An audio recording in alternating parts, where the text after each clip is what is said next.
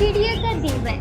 ये कहानी एक मंजी नामक चिड़िया की है जो अपने देवर मनु चिड़िया के साथ एक छोटे से घोंसले में रहती थी। मंजी चिड़िया के पति मनु चिड़िया का हाल ही में निधन हो गया था। तब से मंजी चिड़िया अपने देवर मनु चिड़िया के साथ ही रहने लगी। मनु चिड़िया भी बहुत आवारा पक्षी था। वह सारा दिन जंगल के आवारा पक्षियों के साथ घूमा करता था और न तो मंजी चिड़िया का कोई कार्य करता था, न ही उसकी कोई सहायता करता था। एक दिन सवेरे मंजी चिड़िया अपने देवर मनु चिड़िया से कहती है, देवर जी, जब से आपके भाई हमें छोड़कर गए हैं तब से आप मेरी कोई सहायता नहीं करते। वो सारा दिन आवारा पक्षियों के साथ जंगल में घूमते रहते हैं। यहाँ घोंसले में अन्न का एक दाना तक नहीं है। मैं सारा दिन इधर से उधर दाने की तलाश में घूमती रहती हूँ। बड़ी मेहनत और लगन से मुझे थोड़ा बहुत दाना मिलता है। आखिर कब तक आप ऐसा करते रहेंगे? क्या आपको मेरी जरा भी परवाह नहीं है? मैं आपकी भाभी हूँ। कल रात से मैंने कुछ खाया नहीं है, ना ही एक बूंद पानी पिया है, पर आपको इस बात की जरा भी परवाह नहीं कि भाभी घोंसले में जी है मेरे। आपके भाई तो मेरी सारी जिम्मेदारी आपके हवाले छोड़कर गए थे ना। भाई अब कहाँ रहे? वो जैसे ही इस संसार से गए हैं, उनकी बातें भी उनके साथ ही चली गई है और मैं अपना जीवन जीऊं या आपकी सेवा में लग जाऊं, मेरे भी अरमान है? मुझे भी अपना जीवन खुलकर जीना है। देवर जी, आपके सिवा मेरे संसार में कौन है? मैं तो बचपन से ही एक अनाथ चिड़िया थी। वो तो भला हो आपके भाई का, जिन्होंने मुझ जैसी अनाथ चिड़िया से विवाह करके मुझे एक नया जीवन दान दिया था। आज उनके जाने के बाद मैं आप ही को तो देखकर जी रही हूँ। अब आप ही मेरा सहारा नहीं बनोगे तो मैं कहाँ जाऊंगी? अरे मुझे इतना ज्ञान मत बांटिए, मैं जैसा हूँ वैसा ही रहूँगा। देवर जी, मेरे साथ ऐसा ना करिए। आखिर कब तक मैं बाहर जाकर दाना ढूंढती रहूं? आप ना तो घोंसले में दाना लाते हैं, ना ही कोई कार्य करते हैं। मनु चिड़िया गुस्से में वहाँ से चला जाता है।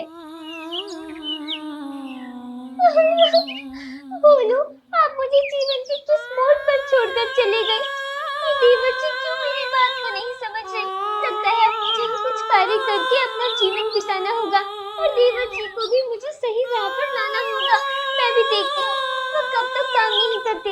अब मेरे कार्य करने से ही देवर जी को अपनी गलती का एहसास हो जाए और वो अपनी जिम्मेदारी समझ जाए। मंजी चिड़िया उड़ते हुए इस जंगल के कालू कौवे के पास जाती है। कौवे भाई, मैं बहुत परेशान हूँ, मेरी सहायता कीजिए कौवे भाई। मुझे काम की तुरंत आवश्यकता है कौवे भाई। अरे चिड़िया बहन, आपको काम करने की क्या जरूरत है? आपका देवर मनु चिड़ा है ना, क्या वो कोई कार्य नहीं करते? कौवे भाई, आज मेरे देवर जी अच्छे होते तो मुझे यहाँ आपके पास काम देखने नहीं आना पड़ता। वो तो खुद अपनी मस्ती में जी रहे हैं। उन्हें ना तो मेरी परवाह है और ना ही अपनी। बस आप कोई भी काम मुझे दे दीजिए, मैं जीवन भर आपकी आभारी रहूंगी। चिड़िया बहन, इस समय तो मेरे पास एक भी काम नहीं है। बस एक ही काम है, पर वो आपके बस का नहीं है। आपसे वो काम नहीं हो पाएगा। मैं हर काम करने को तैयार हूँ कौवे भाई, आप काम तो बताइए। चिड़िया बहन, अभी अभी मैंने अपने खेत की सफाई की है और मुझे अपने खेत के लिए काली मिट्टी की आवश्यकता है, जो पास वाले जंगल के एक भूरा नामक तोते के खेत में है। मुझे एक ऐसे पक्षी की तलाश है जो पास वाले जंगल से वो काली मिट्टी लाकर मेरे खेत में डाले और इस काम के मैं उसे मुंह मांगी कीमत दूंगा। हाँ, मैं ये काम करने को तैयार हूँ कौवे भाई। मैं अपनी पीठ पर एक मिट्टी का बोरा पास वाले जंगल से लाकर आपके खेत में डाल दूंगी। सोच लीजिए चिड़िया बहन, ये काम इतना आसान नहीं है। कौवे भाई, जब किसी पक्षी के जीवन में हर चीज कठिन होना, उसके लिए कोई काम मुश्किल नहीं होता। ठीक है चिड़िया बहन, आप जैसा कहें।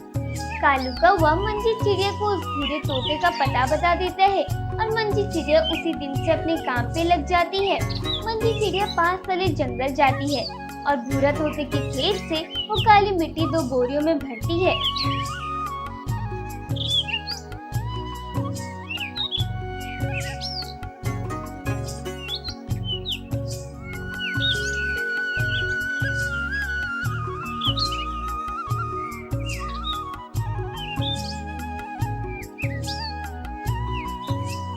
कालू कौवे के खेत में लेकर आती है।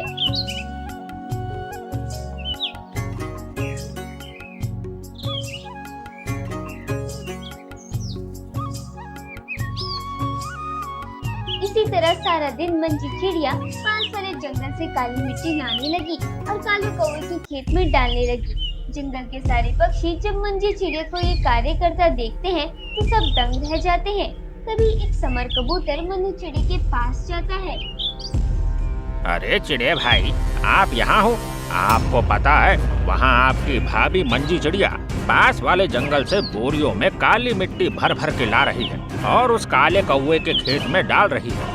आपको पता है चिड़िया भाई, आपकी भाभी की इस हरकत से पूरे जंगल के पक्षी आपको कितना बुरा भला कह रहे हैं। सब आपकी कितनी बदनामी कर रहे हैं कि देखो कैसा देवर है, अपनी भाभी से काम करवा रहा है। ये बात सुनकर मनु चिड़िया गुस्से में आग बबूला हो जाता है और वो गुस्से में ही अपने घोंसले में चला जाता है। रात का समय मंजी चिड़िया अपने काम से घोंसले में वापस आ जाती है। भाभी, आप कहाँ गए थे? देवर जी, मैं काम करने गई थी। अब अपना पेट भरने के लिए मुझे कुछ न कुछ तो काम करना ही होगा ना। आप तो कुछ नहीं करते तो मजबूरन मुझे ही बाहर जाकर काम करना पड़ रहा है। भाभी, क्यों जंगल के सारे पक्षियों की नजरों में आप मुझे नीचा दिखाने पर तुले हो? जंगल के सारे पक्षी मेरा कितना अपमान कर रहे हैं। अरे मेरे बारे में कितना गलत सलत कह रहे हैं। अरे कहते हैं कि देवर के होते हुए भी भाभी को बाहर जाकर काम करना पड़ रहा है। देवर जी, मैंने आपको कितनी बार कहा है कि आप कुछ तो कार्य करिए ताकि हम दोनों का जीवन आराम से बीते, पर आपको तो बस आवारा पक्षियों के साथ घूमना अच्छा लगता है। अब आपसे कोई काम नहीं होता तो फिर हमारा जीवन कैसे चलेगा? कैसे हम अपना पालन पोषण करेंगे? इसलिए मैं ये काम कर रही हूँ। आज अगर मेरे पति जीवित होते तो वह मुझे कभी काम नहीं करने देते, पर उन्हें कहाँ पता था कि उनके जाने के बाद उनका भाई ऐसा आवारा निकलेगा। अपनी भाभी की ये बात सुनकर मनु चिड़ा रोने लगता है और उसे अपनी गलती का एहसास हो जाता है। अरे भाभी, मुझे क्षमा कर दीजिए, मैं आपकी बात को समझ नहीं पाया। मैं अपने आवारा पक्षी मित्रों की संगत में आकर खुद आवारा बन गया। भोलू भाई ने आपकी जिम्मेदारी मेरे ऊपर सौंपी थी कि मैं आपका भरपूर ख्याल रखूं, पर मैंने अपना सारा जीवन आवारा पक्षियों की संगत में बिता दिया। पर अब मुझे अपनी गलती का एहसास हो गया है। आज से मैं जी जान से मेहनत करूंगा और अब हमें भूखे रहने की नौबत नहीं आएगी। भाभी, देवर जी, मुझे आपके अंदर के इस अच्छे पक्षी को बाहर निकालना था, इसलिए मैंने ये सारा नाटक रचा था ताकि आपको अपनी जिम्मेदारी और अपने जीवन का एहसास हो जाए। और देखो, मैंने आखिरकार आपको सही रास्ते पर ला ही दिया। आज मैं बहुत खुश हूँ कि आज आप एक अच्छे पक्षी के रूप में उभर आए हैं। अच्छा भाभी, अब कालू कौवे के वहाँ आप नहीं बल्कि मैं कार्य करूँगा। उस दिन से मनु चिड़ा उस कालू कौवे के खेत में मिट्टी लाने का कार्य करने लगा।